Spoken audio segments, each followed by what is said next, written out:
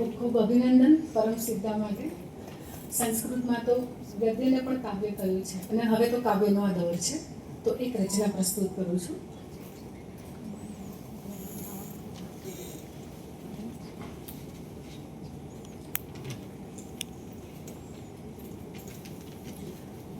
ગઝલ છે. મારી અંદર બાર હવાનો ફરતો ફેરો પંખો. ગઝલનું નામ જ પંખો છે કે મારી અંદર બાર હવાનો ફરતો ફેરો પંખો. સાચું કહેજો કોણ ફરે છે, હું કે પેલો પંખો?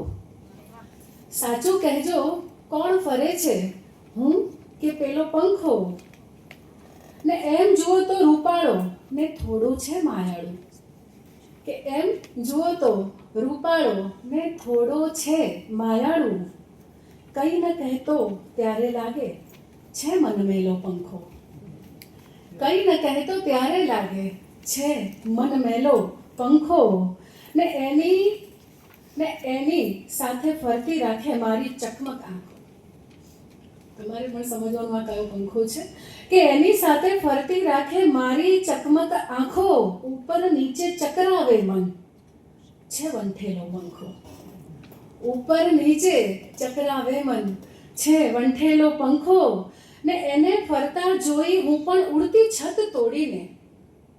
કે એને ફરતા જોઈ હું પણ ઉડતી છત તોડીને. પંખા ઉપર બીજો પંખો એ તે કેવો પંખો? કે પંખા ઉપર બીજો પંખો એ તે કેવો પંખો? પંખો એમ જ માન્યા કરતો હું જ ફરું છું સઘળે. પંખો એમ જ માન્યા કરતો હું જ ફરું છું સઘળે.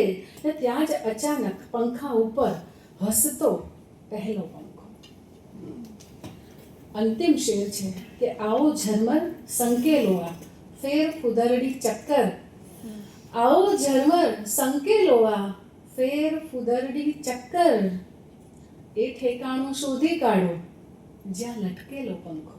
ધન્યવાદ.